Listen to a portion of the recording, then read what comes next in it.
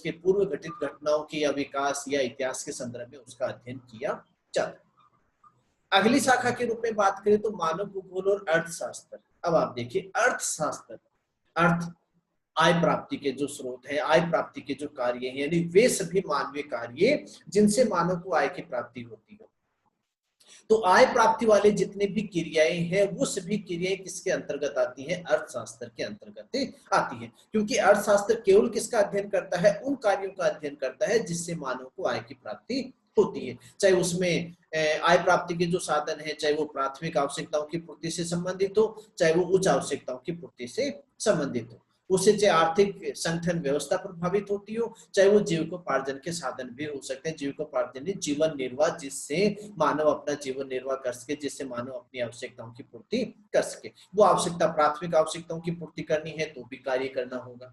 यदि मानव अपनी उच्च आवश्यकताओं की पूर्ति करता है तो भी उसे क्रिया करनी होगी, कार्य करने होंगे।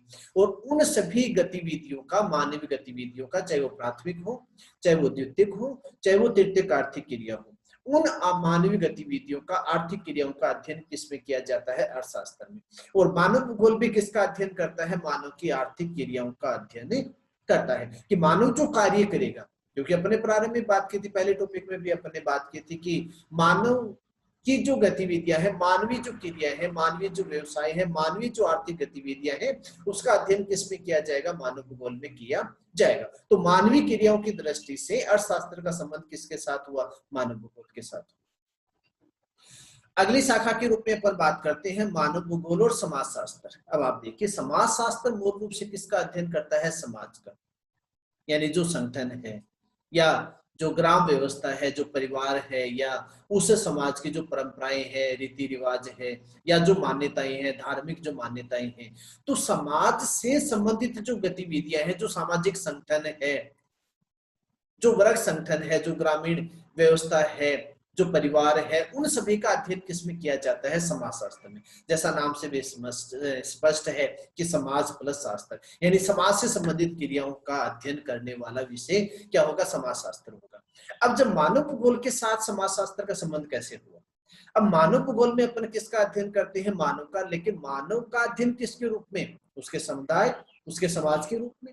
क्योंकि मानवीय जो व्यवस्था है, जो वर्ग व्यवस्था है, उसमें उस मानव वर्ग की जो परंपराएं हैं, यानी उस समाज की जो परंपराएं हैं, जो रीति रिवाज हैं, जो गतिविधियां हैं, जैसे उदाहरण के तौर पर यदि अपन बात करें तो विश्व की आदिम जो जनजातियां हैं, जैसे ग्रीनलैंड में निवास करने वाली एस्किमो जनजाति, कालाहारी प्रदेश मरुस्थल में निवास करने वाली बुश्मेन जनजाति, कांगो या जायरे बेसिन में निवास करने वाली पिग्मी जनजाति, मलेशिया में निवास करने वाली सेमांग जनजाति, जापान में निवास करने वाली एनु जनजाति। तो ये जो आदिम जनजातियां हैं, उसका अध्ययन किसके रूप में?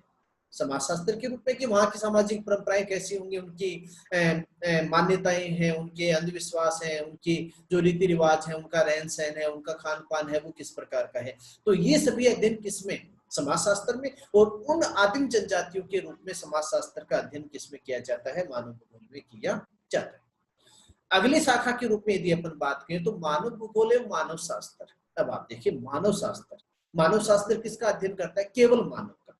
केवल मानव का कैसे? कि मानव की जो प्रजातियां हैं, प्रारंभ में ऐसा माना गया है कि वर्तमान समय का जो आधुनिक मानव है, उसका मूल निवास स्थान किसको माना गया है? मध्य एशिया। और मध्य एशिया से किन्हीं कारणों से, चाहे वो प्राकृतिक कारणों से भी हो सकता है, वो आर्थिक कारणों से भी हो सकता है, मानव ने क्या किया? मध्य एशिया से मानव का स्थानांतरण हुआ। चाहे मानवीय जनसंख्या बढ़ गई, वहां की भोजन संबंधित जो आवश्यकताएं हैं उनकी पूर्ति नहीं हुई, तो मानव ने क्या किया? मध्य एशिया से, या प्राकृतिक कारणों से। प्राकृतिक कारणों का अर्थ है कि वहां हिमयुगीन आवरण हुआ होगा, हिम आच्छादित हुई होगी, हिमयुग का अनावरण हुआ होगा, या तापमान अधिक हुआ होगा, या अन्य कोई प्राकृतिक आपदा हुई होगी जिसके कारण मानव ने मध्य एशिया से स्थानांतरण किया। जैसे जैसे मानव का स्थानांतरण हुआ, क्योंकि जब मध्य एशिया में मानव निवास कर रहा था, तो वहां के मानव के शारीरिक जो लक्षण हैं वो समान थे। और जैसे जैसे मानव का स्थानांतरण हुआ मध्य एशिया से अन्य क्षेत्रों में, जब उनका प्रवास हुआ, स्थानांतरण हुआ, प्रव्रजन की क्रिया हुई, तो मानव के शारीरिक लक्षणों में परिवर्तन हुआ। क्योंकि जलवायु दशाएं परिवर्तित हुई होंगी, जलवायु दशाएं परिवर्तित हुई तो मानव के शारीरिक लक्षणों में भी परिवर्तन आया होगा। और जैसे जैसे मानव के शारीरिक लक्षणों में परिवर्तन आया, नई प्रजातियों का निर्माण होता गया। तो मानव शास्त्र मूल रूप से किसका अध्ययन करता है? प्रजातियों का, कि कैसे प्रजातियां बनी, एक प्रजाति से दो, दो से तीन, तीन से चार, कैसे संपूर्ण विश्व है वो कई प्रजातियों में विभाजित हुआ। और मानव भूगोल, मानव शास्त्र किसके रूप में, कि मानव भूगोल में भी किसका अध्ययन किया जाता है? मानव का, चाहे वो जनसंख्या से संबंधित करे, चाहे वो मानव के विकास से संबंधित करे। तो मानव के विकास क्रम के रूप में मानव शास्त्र का जो अध्ययन है वो किसके साथ किया जाता है? मानव भूगोल के साथ किया जाता है। तो मानव भूगोल की शाखाओं की यदि अपन बात करें, एक बार संक्षिप्त में यदि अपन कहें, तो जनसंख्या संबंधी आंकड़ों के रूप में मानव भूगोल का संबंध है वो गणित के साथ। धरातलीय संरचना के रूप में मानव भूगोल का संबंध है वो भौमिकी विज्ञान के साथ। रासायनिक पदार्थों के उपयोग के रूप में मानव भूगोल का जो संबंध है वो रसायन विज्ञान के साथ। प्राकृतिक वनस्पति जीव जंतु के उपयोग से संबंधित अध्ययन है वो मानव भूगोल का जैविक विज्ञान के साथ। शासन व्यवस्था के रूप में मानव भूगोल का संबंध है वो राजनीति शास्त्र के साथ। विकास क्रम का जो अध्ययन है वो मानव भूगोल का इतिहास के साथ। मानवीय आर्थिक क्रियाओं के रूप में मानव भूगोल का जो संबंध है वो अर्थशास्त्र के साथ। समाज की परंपराओं के रूप में, समाज की व्यवस्था के रूप में, सामाजिक व्यवस्था के रूप में मानव भूगोल का संबंध है वो समाजशास्त्र के साथ। और मानव के विकास क्रम के रूप में, मानव की विकास क्रम के रूप में मानव शास्त्र का जो, मानव भूगोल का जो संबंध है वो किसके साथ माना गया है? मानव शास्त्र के साथ माना गया है। अर्थात अपन यूं कह सकते हैं कि मानव भूगोल मूल रूप से केवल अपने विषय पर आधारित नहीं है, बल्कि अपने विषय के साथ, यानी मानव के साथ या मानव की आर्थिक क्रियाओं के साथ या मानव वातावरण के अंतर संबंधों के साथ अन्य विषयों का भी मानव भूगोल में मूल योगदान रहा है। और उन सभी तत्वों के मिलने से, उन सभी विषयों के मिलने से मानव भूगोल एक संपूर्ण विषय के रूप में विकसित हुआ है। तो ये अपना दूसरा टॉपिक, मानव भूगोल की शाखाएं, कि मानव भूगोल का गणित के साथ, मानव भूगोल का भौमिकी विज्ञान के साथ, मानव भूगोल का रसायन विज्ञान के साथ, मानव भूगोल का जैविक विज्ञान के साथ, मानव भूगोल का राजनीति शास्त्र के साथ, मानव भूगोल का इतिहास के साथ, मानव भूगोल का अर्थशास्त्र के साथ, मानव भूगोल का समाज शास्त्र के साथ और मानव भूगोल का प्रजाति,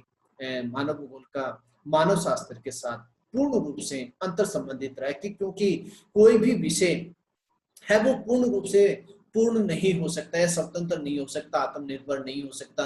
प्रत्येक विषय को अपनी पूर्णता के लिए दूसरे विषय पर निर्भर होना पड़ता है। उसी प्रकार मानव भूगोल भी केवल मानव के अध्ययन को जो वो अपना मुख्य केंद्र मानता है, लेकिन मानव का अध्ययन है वो भी अन्य विषयों पर निर्भर करता है। और उन विषयों पर निर्भर रहते हुए मानव भूगोल आज एक पूर्ण शाखा के रूप में, पूर्ण विषय के रूप में मानी जाती है।